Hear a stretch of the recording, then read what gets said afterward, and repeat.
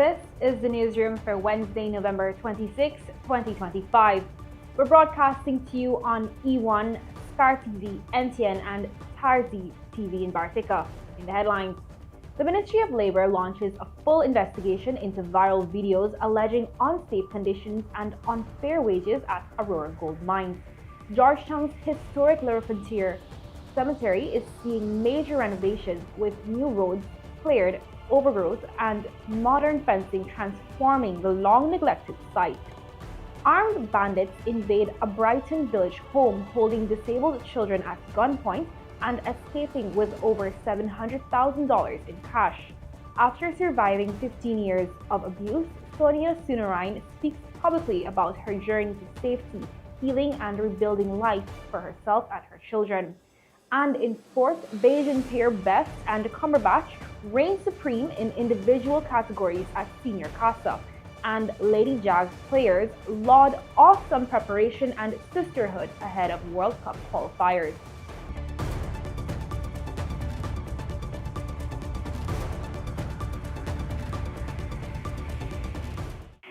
With the news, I am Lizzie Yearwood. Thanks for joining us. The Ministry of Labour and Manpower Planning has launched a full investigation into a series of viral videos circulating on social media which accuse the Chinese-owned Gold Mountain Yami Construction Inc. of unsafe working conditions, unfair wages, and failure to grant salary increases, allegations the company firmly rejects, insisting its operations at the Aurora Gold Mine are compliant with all national standards. The videos, which gained wide traction over the last 2 days, feature workers alleging poor treatment, hazardous underground conditions, and dissatisfaction with their pay and risk allowances. The ministry said that despite the seriousness of the claims, no formal complaint had ever been lodged before, making this the first time such issues were being brought to its attention through public circulation. Minister of Labour and Manpower Planning Cumberbatch has since directed the Occupational Safety and Health Department to launch an immediate and thorough investigation. Inspectors will review the allegations raised in the videos, meet with affected workers, and examine the company's compliance with the Labour Act and Occupational Safety and Health Act. At the same time, Gold Mountain Yami Construction Inc. issued a detailed statement strongly rejecting the circulating allegations. The company said the claims are inaccurate and misleading and do not reflect how it manages its underground operations at Aurora. The company highlighted that its operations are subject to continuous oversight, including quarterly inspections by the Guyana Geology and Mines Commission and the Environmental Protection Agency. It also referenced a recent 2-day inspection from 21 to 22 November, during which officials from the Ministry of Natural Resources and GGMC conducted an overnight site visit, toured the underground mine, and interacted freely with employees. According to the company, the visiting team reported no concerns based on those interactions. Gold Mountain Yami said it maintains strict systems governing workforce management, equipment standards, and safety protocols, including the procurement of globally recognized personnel protective equipment, PPE. It added that all machinery is maintained by certified mechanics in keeping with its safety obligations. The company also acknowledged that workers had recently raised issues relating to wages and risk allowances. In response, management convened a meeting on 23rd of November to address the concerns and said further measures are being actively considered. On Wednesday, Minister of Labour and Manpower Planning Cumberbatch urged workers across Guyana to make reports as he addressed the media on the viral allegations against Gold Mountain Yami Construction Inc. The minister said the government's top priority is the safety and dignity of every Guyanese worker and confirmed that a full probe is now underway into claims of unsafe conditions, unfair wages, and other concerns raised in widely shared videos from the Aurora Gold Mine. Well, I want to say in no uncertain terms that the President Ali's administration is one which cares about the health and safety and working conditions of all workers in every sector in this country. Of course, it has come to my attention an issue arising in a mining company. Prior to the incident, there was no complaint. There are routine inspections done by my officers. We have an established office in the region, and there are routine inspections done by my officers. And so I continue to encourage persons who may be aggrieved by their working concerns, working situations, to contact the relevant authority, which is the Ministry of Labor, because we don't always know. Persons assume that these matters come to our attention all the time, but I give you my word that an investigation is currently underway, and as soon as developments have been presented to me, a full review will be given, and all the information which could be given to the media will so follow. Well, I'm concerned with any person, a part of the workforce, who is dissatisfied with their working condition.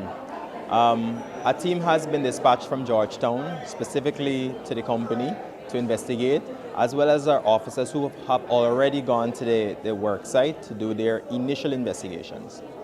Works are undergoing at Georgetown's historic Repentir Cemetery months after major rehabilitation efforts commenced in early 2025. The cemetery, which has long suffered from years of deterioration, neglect, and overgrown vegetation, is now undergoing phased upgrades as part of a wider effort to improve key public spaces in the capital.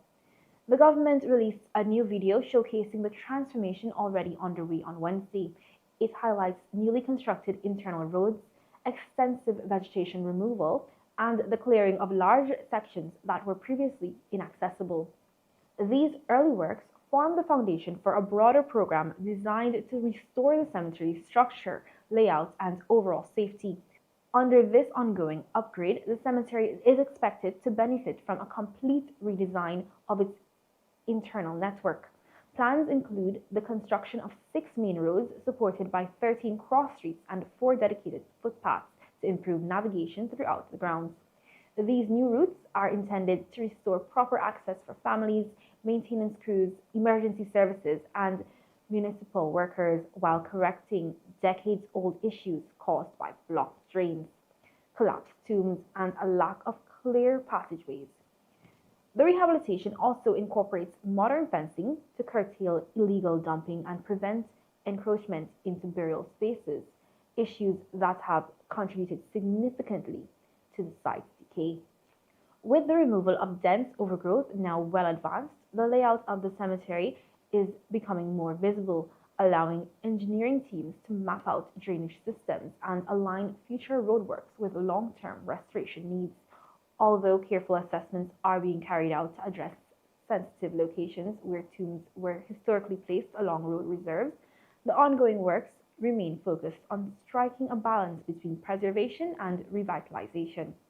These interventions aim to create a safer, more dignified environment, benefiting the cemetery's historical and cultural importance. The current upgrades form part of a larger national effort to enhance cemeteries across the country. At La Repentir, progress continues steadily, and the latest footage released by the Ministry of Local Government reflects a significant shift from the state of neglect that once defined the area. As works advance, the public can expect further improvements to drainage, accessibility, and the overall appearance of one of Guyana's most significant heritage sites. A quarantine market vendor and her family were left traumatized on Monday night after 2 armed bandits stormed their Brighton Village home, held her disabled children at gunpoint, and escaped with more than $700,000 in cash. Speaking with the newsroom on Tuesday, Sonia Sewnarine said the ordeal began around 1850 hours as she relaxed in a hammock in her living room with her family nearby. And when this door pulled, you just see a hard, nice escape. And me hear when the door pulled, and me turn back to see. All me hear the person say, nobody in the for and 2 man, one with mask and one without mask, and both of them get gone. And the one with the mask, he approached my son, and my son went up on the chair. And they put the ground and he lay down, the one get his foot on top. and the gun. And after the mass, come to me with the gun. And he asked me what the money.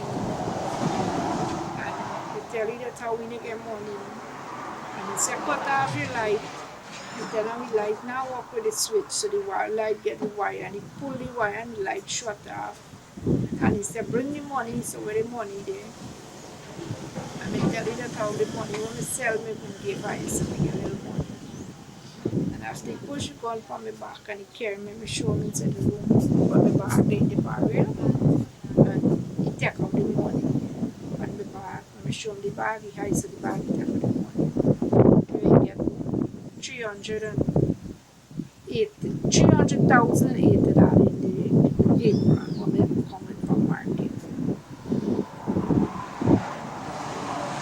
They asked me for more money and I said, oh, when I get more money and I hear a loud noise make like something go off, right? And I had for my children, so I don't do nothing that all. With 2 children, I'm disabled children, get a daughter and son, both of them disabled. So I do them nothing. So I get a little bit more money, I go Gary one day, is all I get. And he pushed the gun for me and he said, give me the money where you get. And we get the next bag when we drop back and we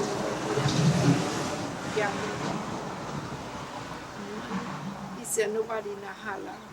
How much money you get? 385,000. That's in total? Yes. No, it's close to 700,000. Because this car, both vehicles what we get in the yard, we go installment for. And we're supposed to go and pay the installment, and we pay no installment yet. And we get the money, and when he come out of the room and he said nobody in a holler, and the one asked if you get any door at the back. And I say yes, we just use a door at the back room. And the door get a wood bar on it, so I hear when the bar fall down. And I left stand up in the room like a yam. And me call for my son said, Mommy, like them gone. And I come out the room, I start holler. And my son pull in the door and he lock and back. When my son put on the light, I see my daughter whole face red with blood and they start holler. So like wash your head and like when you get life. 3 of the 7 suspects charged in connection with the Regent Street gas station bombing were on Monday further remanded to prison. They are scheduled to return to court December 17. The other defendants also remain on remand. A total of 7 persons are currently on remand after they were charged in relation to the Regent Street gas station bombing, which occurred on October 26, 2025. On Monday, 3 of the suspects were further remanded to prison when they reappeared at the Lenora Magistrates Court.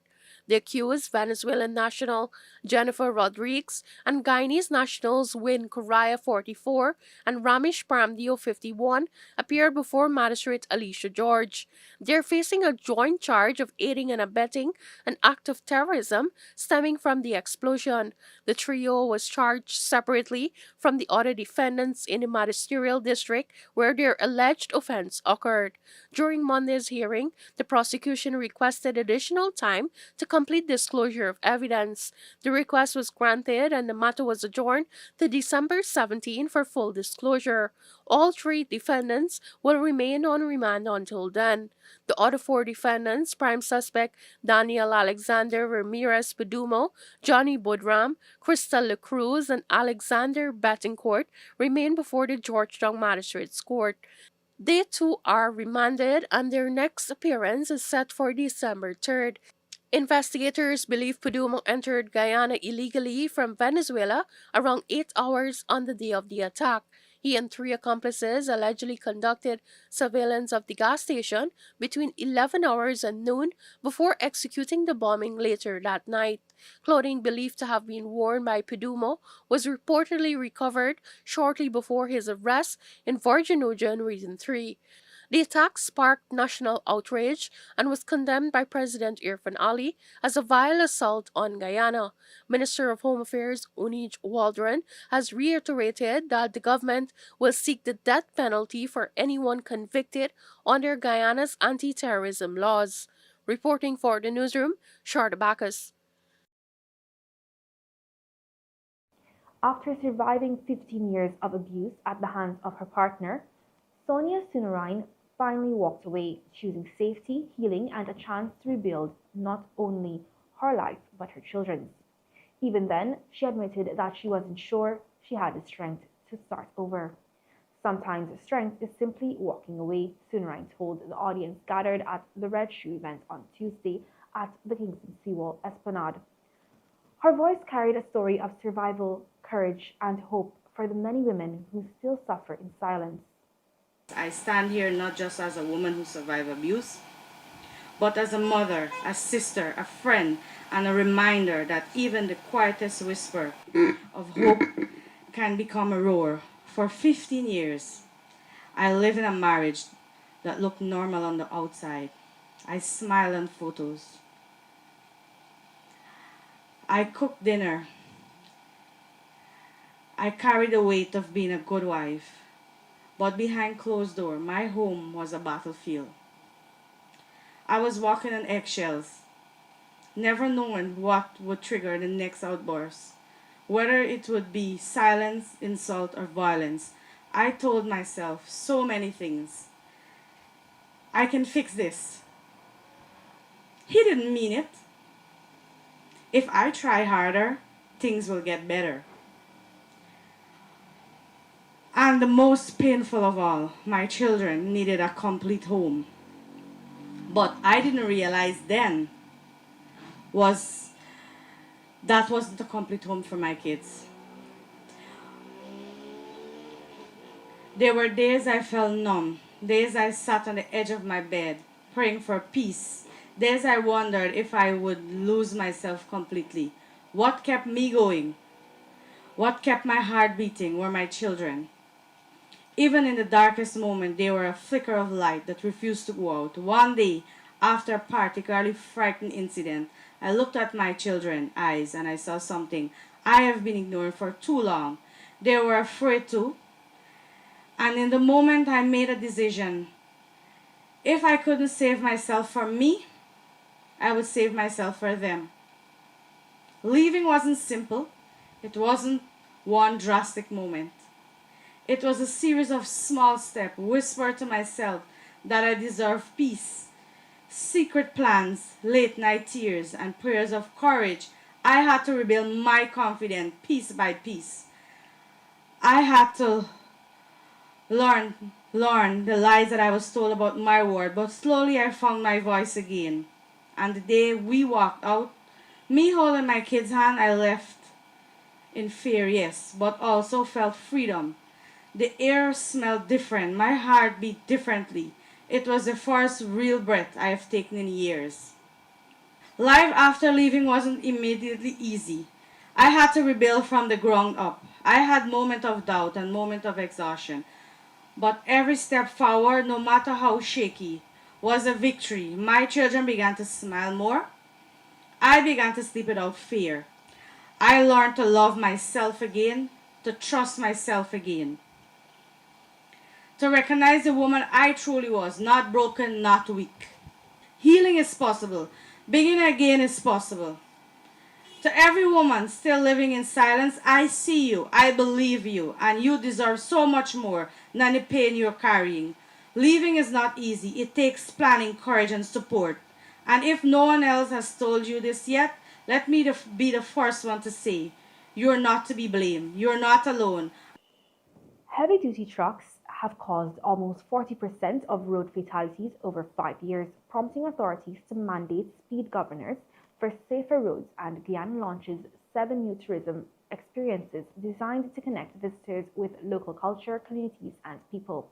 That and more when the newsroom returns.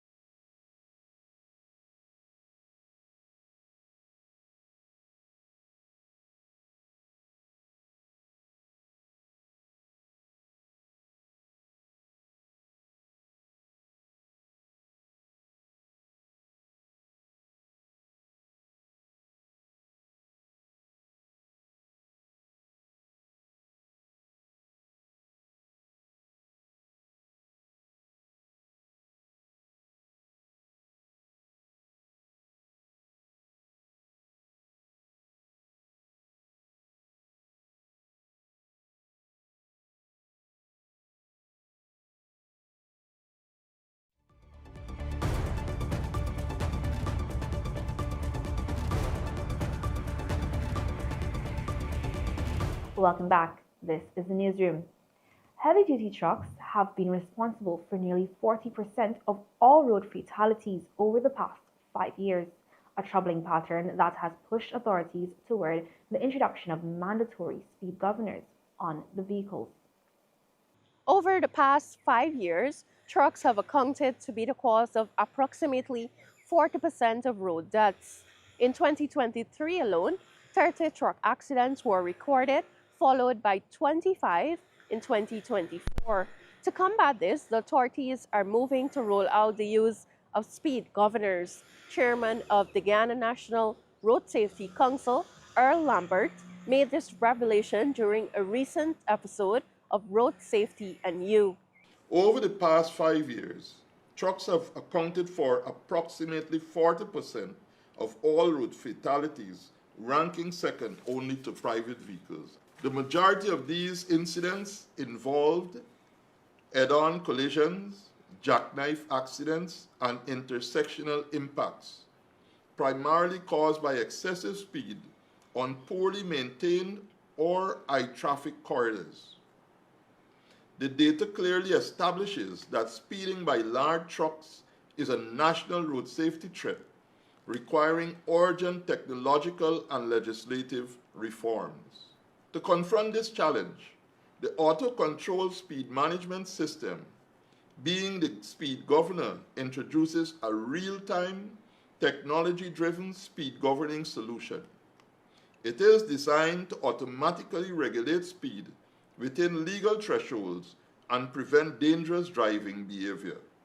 The Guyana Police Force and the Ministry of Home Affairs are leading the initiative, which is currently in the consultative stage. The system's core component is a tamper-resistant speed governor designed to automatically regulate truck speeds within the limits set out in the Motor Vehicles and Road Traffic Act, 50 kilometers per hour in urban zones and 80 to 100 kilometers per hour in rural and highway roads, depending on road capacity, featuring GPS monitoring, geofencing, real-time data transmission, and instant alerts when tampering is detected.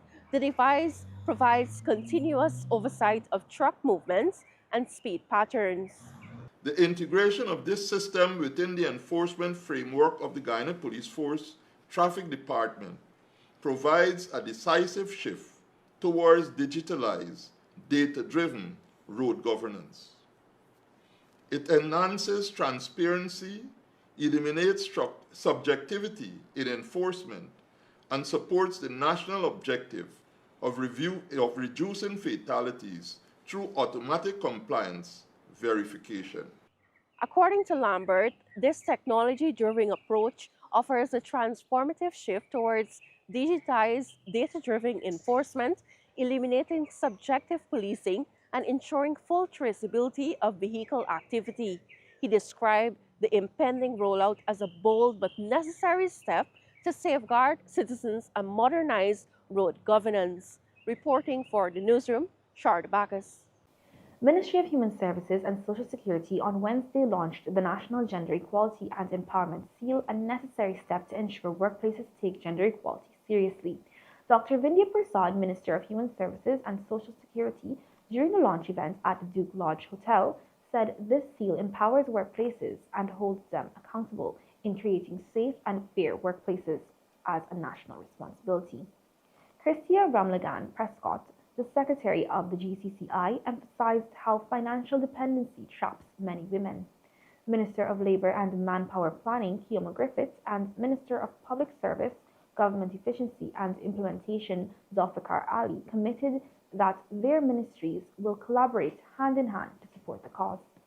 And when we talk about harassment, abuse, and violence at the workplace, it is speaking to an area that was off limits, where people never really looked at it before, seriously.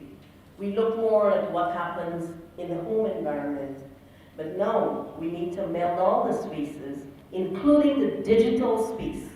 We strongly believe that creating employment opportunities and support mechanisms are crucial to empowering women to escape abusive relationships and ultimately preserve their well-being. Having that source of income can remove the vulnerability that comes with living in total dependence. I want to join with Minister Bingley. I want to join with the private sector, international organizations, that we must continue to promote this and we must continue to acknowledge it. And we all have a responsibility to ensure that our working space and our working environment, that when we see things that even suggest an abnormality when it comes to gender relationship, that we must address it.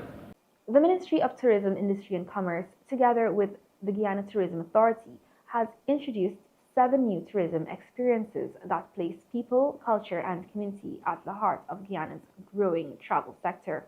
The launch took place on Tuesday evening at the Arthur Chang Conference Center, where operators, partners and industry stakeholders gathered to celebrate the country's expanding portfolio of immersive tourism products. In her feature address, Minister of Tourism, Industry and Commerce, Suzanne Rodriguez, spoke of the rapid transformation underway in Guyana's tourism landscape and its potential to become a major pillar of the national economy. She underscored the government's continued support for tour operators, many of whom are small businesses, highlighting the administration's commitment to fostering entrepreneurship and broadening opportunities across the sector.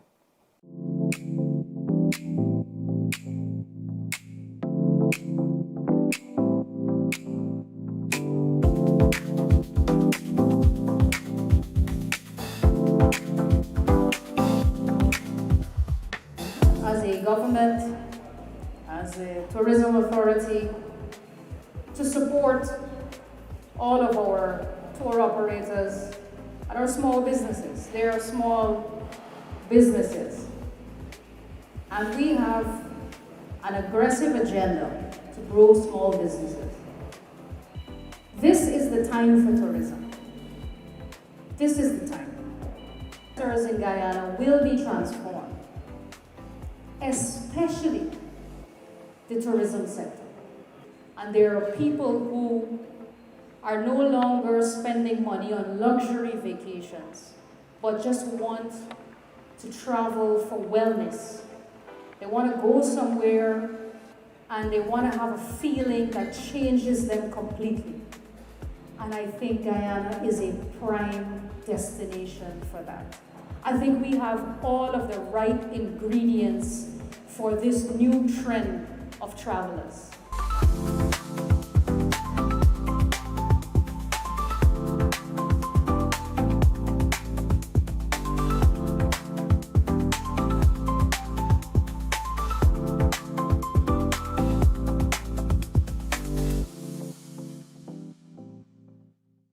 The newly established Guyana Jewelers Association was officially launched on Wednesday, marking a major step in the country's push to develop a world-class gold and jewelry sector.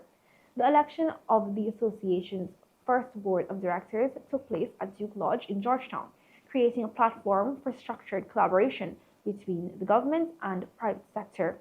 Technical advisor and former government minister Dominic Gaskin, who provided an overview of the Guyana gold and jewelry sector development strategy, said the initiative began about a year ago with a vision to position Guyana as a regional and international hub for gold and jewelry. The Guyana Jewelers Association is what is being formed.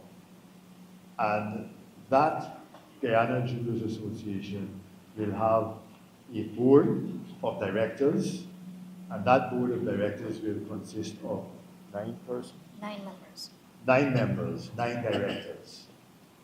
Those members will include a chairperson, a vice chairperson, a secretary, a treasurer, 2 ordinary members. 2 ordinary directors, and 3 ex officio directors. The association is called the Guyana Jewelers Association.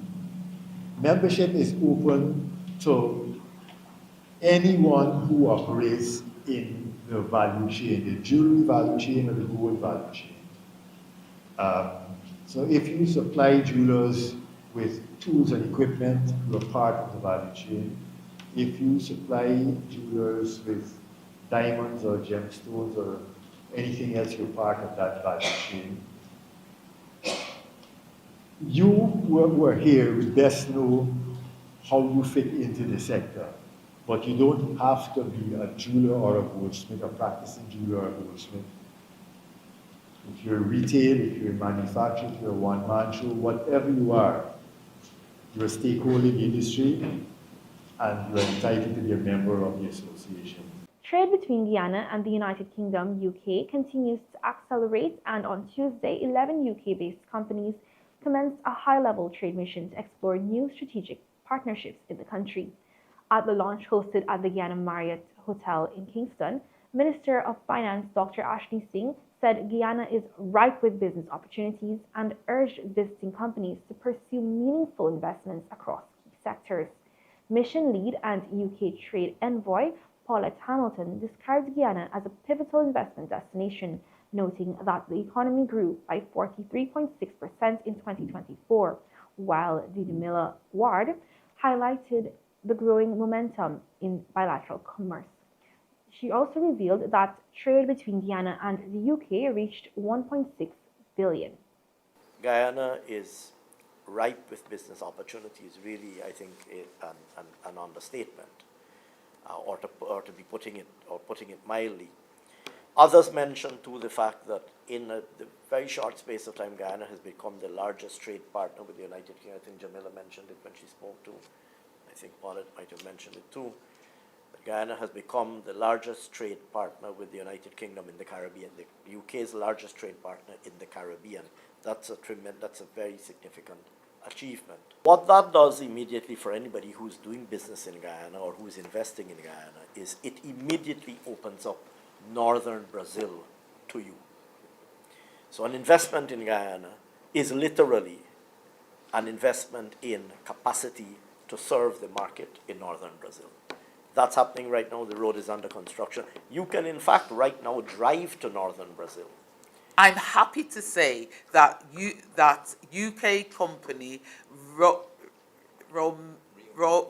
Mid, I knew I'd get that wrong, is supporting this modernization process with the implementation of an electronic health record system. Such strategic investment has the potential for significant symbiosis with the new UK industrial strategy and business priorities. The latest trade data continues to underline how strong this partnership has become. Total trade in goods and services between the UK and Guyana reached 1.6 billion in the 4 quarters to the end of Q2 2025, reaffirming that Guyana is the UK's largest trading partner in the Caribbean. When the newsroom returns, the financial, weather, and bridge reports along with sport news. Stay with us.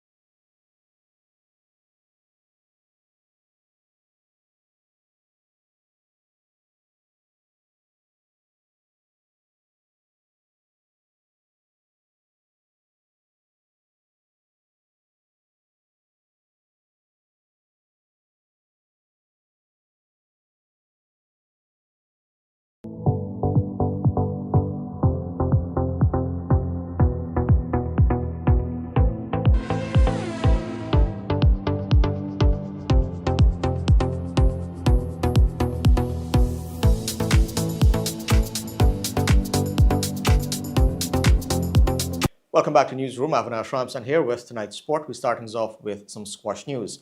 Barbados squash stars Cumberbatch and Megan Best lived up to their top seeding and pre-tournament hype, securing the individual men's and women's titles at the ENET Senior Caribbean Squash Championship on Tuesday night at the National Racquet Center in Georgetown.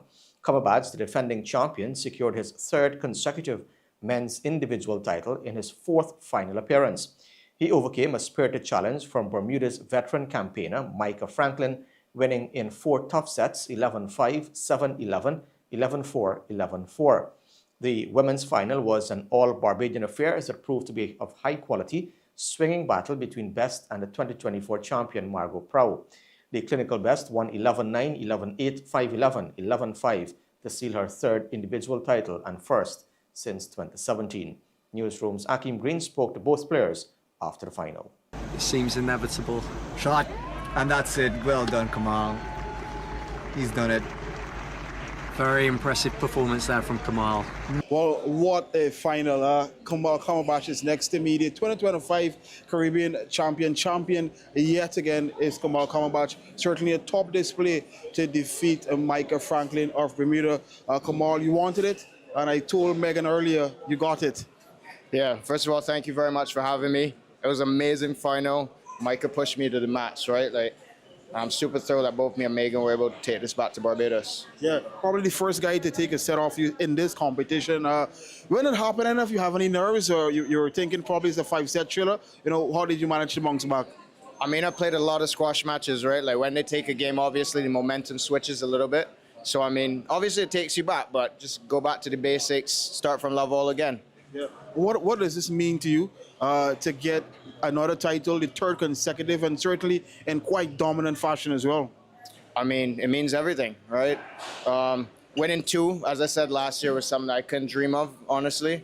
Now winning 3 now, it takes it into a whole nother level. So, I mean, hopefully I can keep going. I'm young, so I think there are more years to come. I know this 2 victory probably for Barbados is going to be that overall title. You guys love to defeat Guyana. How are you thinking that may go? I mean, right now I can say that we're looking pretty good. Our chances are strong, but Guyana's always stiff competition. Every year they continue to push us to our best. And I mean, hopefully we could take it from them, but it's going to be a good competition. Come out and watch. Yeah, I mean, obviously it hasn't processed as yet. I'm still trying to soak it in. I don't know, I think for right now I'm just happy to be playing in front of everyone back again. You know, I haven't, as I said, haven't been back for a lot of years. I think it's 5 years, so right. I'm just happy to be back playing against my home crowd, my people. You know, everyone here is my home to me, so happy that I came out on top. I'm sorry I had to be my teammate that lost, but you know, I'm happy as me that one. Yeah. People see the journey, people see the medal, people see the smiles. If you could just briefly tell them how hard you had to work to get to this point. Yeah, man, it's a lot of downs and very few ups. I didn't have an easy road, just as a lot of people would say in their career. You know, I always had to face difficulties just going through trying to figure out my game, a lot of losses I had, and, you know, just always searching for that one win. So as I said, I'm always happy to just get the wins that I get and know that, you know, I can keep going, keep doing the training I'm doing, and the things that I'm doing right now are working. And while the top prizes headed to Barbados at the end of the individual segment of the ENET Senior Caribbean Squash Championship, Guyana secured a notable podium finish in the women's bronze medal match. 2022 Caribbean champion Ashley Khalil, seeded 5-8, delivered a performance beyond expectations by sweeping aside fellow Guyanese player Mary Fongafat in straight sets 11-7, 11-6, 11-8. In the men's third-place playoff, Guyana's Daniel Inns finished fourth after going down to Bermuda's Taylor Carrick 11-5, 11-6, 11-8. Ashley, congrats on your bronze medal at this CASA. I know you came into this competition not in any way you would have wanted to, but certainly you surpassed your own expectations. Definitely, I think I did. Coming into the tournament, I was 5-8 seed. I'm happy, very happy with my performance and to be able to come finish with a bronze medal. What drove you to this success, Ashley? Something had to be there, you dug deep to get to this stage? Definitely the support. My family is here. It's at home. Not discrediting the facilities that we now get to train on. Everything, I think everything was in for this tournament. What I lacked in training, I think I made up with support all around. Yeah, this is certainly just step one. There's a bigger hurdle to climb. It's going to be quite difficult in some regards, but how much looking forward to that team segment and ensuring that the ladies play their part in Guyana, probably having a 5-peat. Yeah, so it's going to be a tough one. Barbados is coming very strong this year, but I don't think Guyana, as we all know, Guyana won't back down for any challenge. So we are going to come strong as well and see who comes out the champions this year. Football news now. Momentum is building to the Lady Jags match against Nicaragua as part of the 2025-2026 CONCACAF qualifiers for the 2027 FIFA Women's World Cup. The senior national women's team will start their Group B campaign of the qualifiers on December 1st from 20 hours at the National Track and Field Facility, West Coast, Demerara. Currently ranked 12th in CONCACAF, the Lady Jags find themselves in a competitive 5-team group which features regional powerhouse Jamaica, Nicaragua, Dominica, and Antigua and Barbuda. The winner of Group B will secure one of the 6 spots available for the 2026 CONCACAF Women's Championship, where they will join the automatically qualified regional giants, the United States and Canada. Ahead of the all-important game against Nicaragua, Lady Jags players Otisha Charles and Lakeisha Pearson have praised the mood in the camp, speaking glowingly about the awesome preparation and sisterhood among players. Happy to be here. The camp so far has been really good. The intensity of training has been amazing. Big positive. The coaching staff that we've had has really allowed us to develop and grow. We're able to work in smaller groups, focusing on, attacking, defending. It's a positive environment. The girls are happy. We're friends. We're having a lot of time to bond because it's a community. So it's really nice to have everyone just learn from each other, enjoy the food, the sunshine, and we just need the big win. So this is where it all starts. I am once again grateful to be a part of this amazing team. We're out here to show Guyana what we have. The camp has been so great. We have a balance of mature and young players. The young players are really bringing the energy. The mature players are showing their experience, giving exposure to the younger ones. It's been awesome. The preparation has been awesome. It's like Otisha said, the sisterhood in the camp has been great. Everyone is bonding really well, and we're looking forward to you guys coming out and support on December 1st. The entire Guyana, we're asking you to come out support December 1st, National Track and Field Center, Lenora, at 8 p.m. Come and root for the Lady Jags, especially my Linden people. You guys come out and show that support for all of us. Lady Jags! Now, West Indies' top 4 batsmen struck fluent half-centuries ahead of the first test against New Zealand as they piled up 346 for 5 on the opening day of their 2-day warm-up match against the New Zealand 11. Opener Tejanorine Chanderpaul led the charge, patiently anchoring the innings with a meticulous 85 before retiring out to give others time in the middle. His 211 balls effort set a solid foundation for the innings. His partner, John Campbell, played with more intent, striking 68 of 98 balls as the opening stand put the hosts' bowlers under pressure early on. At number 3, Brandon King scored a fluent 79 from just 91 deliveries, and the good work continued down the order. Kavim Hodge, back in the test squad, ensured the momentum was maintained with an unbeaten 55 from 102 balls, while Tevin Imlach made 25 and Alec Atenes 23. This is West Indies' lone warm-up game ahead of the first of 3 test matches starting December 1st in Christchurch. Meanwhile, opener Chanderpaul said he relished spending time in the middle and getting a score ahead of that opening test match against the Black Caps.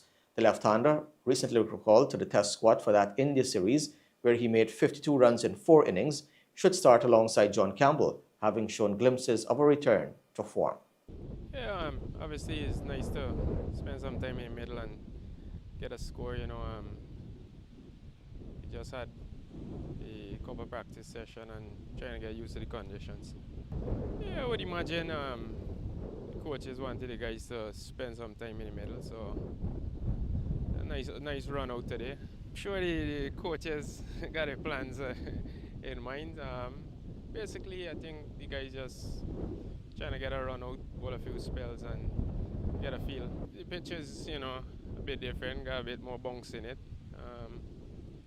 Just got to try and make most of the practice sessions and try and adapt as quickly as possible. Now, the CG United Super 50 Cup continues to be severely hampered by inclement weather in Trinidad and Tobago, with fourth round action on Tuesday being the worst day of the tournament thus far. Not a ball was bowled in the 3 scheduled matches, with teams forced to settle for an equal share of the points on a wet day in the Twin Island Republic. Guyana Harpy Eagles, now with 3 no-result games and a defeat, were down to face Leeward Islands Hurricanes at Queen's Park Oval. Barbados Pride was up against Jamaica Scorpions at the Brian Lara Cricket Academy, and Trinidad and Tobago was pitted against Windward Islands Volcanoes at the Sir Frank Worrell Memorial Ground in St. Augustine. Before Tuesday, every single round had at least one no-result game. The final round is set for Thursday, November 27th, with Guyana Harpy Eagles against Barbados Pride, Trinidad and Tobago Red Force against the Leeward Islands, and Windward Islands Volcanoes against Jamaica Scorpions. The top 2 teams will clash in the final on Saturday, November 29th at the Brian Lara Cricket Academy. South Africa handed India their heaviest defeat by runs to complete a compelling 2-0 series sweep on Wednesday.